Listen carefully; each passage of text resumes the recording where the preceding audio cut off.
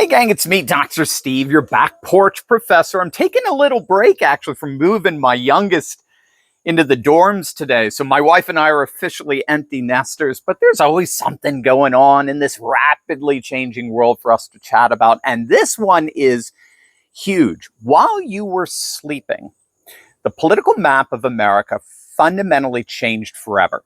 In the span of just 48 hours, Texas Republicans executed the most aggressive mid-decade redistricting in modern history. Remember, this was something that Texas Republicans originally didn't want to do. Governor Abbott and the Texas Republican establishment weren't interested at all in a mid-decade redistricting, but President Trump dropped the hammer.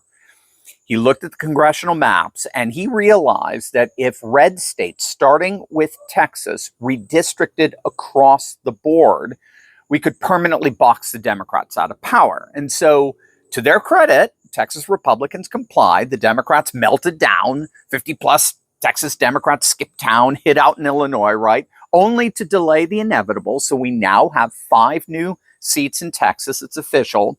And then California Democrats, in trying to desperately retaliate against this, they ended up triggering a constitutional crisis in their own state. And in the process, Trump has been running rings around them, orchestrating what may be the most consequential power grab since the founding fathers drew the first congressional districts. The numbers are absolutely staggering. The implications are seismic. And if you don't understand what just happened, you're about to be blindsided by the 2026 midterms. Here's what the legacy media won't tell you about the redistricting earthquake that just shook American politics.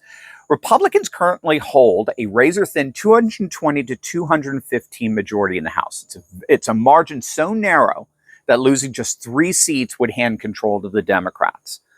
But that was before Trump personally called Governor Greg Abbott and unleashed what many are calling the redistricting wars. Texas Republicans just passed, as you know, the most aggressive congressional map in decades, creating 5 new solid Republican and Republican-leaning districts by surgically redrawing boundaries around Houston, Dallas, and Austin. And what freaked the Democrats out so much was that this wasn't some backroom deal. It wasn't the Republicans meeting in the middle of the night in the darkness, right, to pass this. They did it in broad daylight. They celebrated it, with Democrats literally fleeing the state to prevent the vote. But of course, it was inevitable. The Republicans have a supermajority in the Texas legislature, and so the map passed. But now we have a new state that's about to redistrict, and that's Missouri. So that's 1 more guaranteed Republican seat, bringing the total now to 6 new GOP districts from 2 states. But here's the key.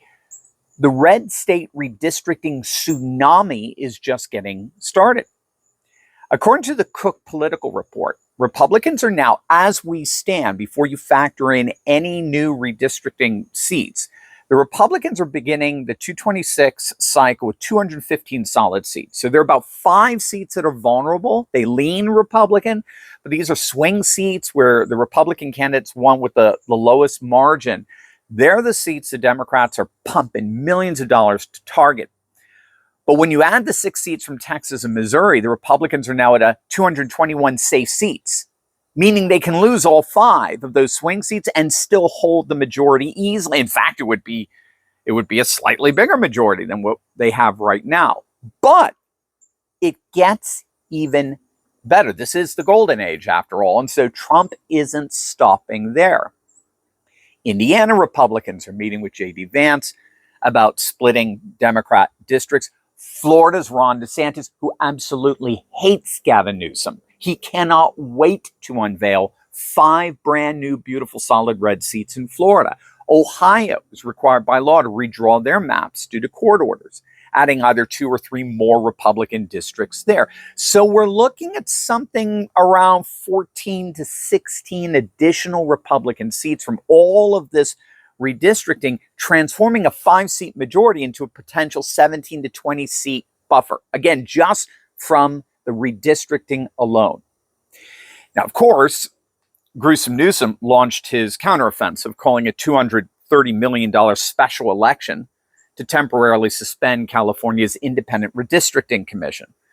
But here's where the data gets fascinating. The latest polling shows 48% of Californians support Newsom's redistricting plan, 32% oppose it, and 20% are undecided. And in special elections, undecided voters typically vote no, which means Newsom is walking into a potential buzzsaw. If California's redistricting fails, Democrats lose their only counter to this Republican redistricting tsunami.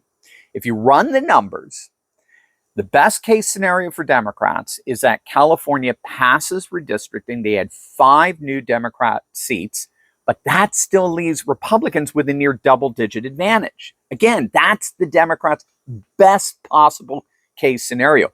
Worst case, California fails, Texas, Florida, Indiana, Ohio, and Missouri succeed, and some other red states join in, and we're looking at a potential 232 to 203 Republican majority, a nearly insurmountable 30-seat gap.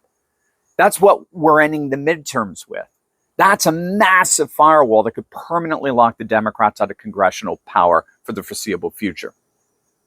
Now, the reason why this is taking the Democrats completely by surprise here is because mid-decade redistricting is so rare. It's not unprecedented. It's happened before, but it hasn't been this widespread since the late 1800s, a period of intense partisan polarization that very much mirrors our current moment. But the key difference here is that today's mapping technology makes surgical precision possible. So Republicans can flip districts by moving just a few precincts while maintaining plausible legal cover. Trump is looking at this massive shift to the right among Latinos and working class voters, and he wants districts redrawn to reflect this shift, as well as break up these urban Democrat enclaves that send some of the most ridiculous embarrassments imaginable to Congress. Jasmine Crockett, Al Green, both of whom, by the way, look like they're about to lose their seats. So, bottom line, this isn't just about 2026. These maps are going to be in place for the foreseeable future, and they promise to secure Republican dominance forever. But if Democrats win the popular vote by significant margins, they will still find themselves locked out of power by lines drawn in Austin and Jefferson City. And so while political pundits debate polling numbers and fundraising totals, which were dominating anyway, Republicans are systematically restructuring the electoral battlefield. They're not just running for office, they're redesigning the playing field to make Democrat victories mathematically impossible in dozens of districts. The redistricting wars of 2025 may be remembered as the moment American democracy crossed the Rubicon, not through violence or a constitutional crisis, but through the cold mathematics of political cartography. Republicans have just drawn themselves a path to power that could last a generation. It's stunning stuff. So what do you think? How many seats do you think Republicans are going to be picking up for the midterms? Let us know in the comment section below. And as always, make sure to smack that bell and subscribe button for breaking news and analysis you're not going to get anywhere else. God bless.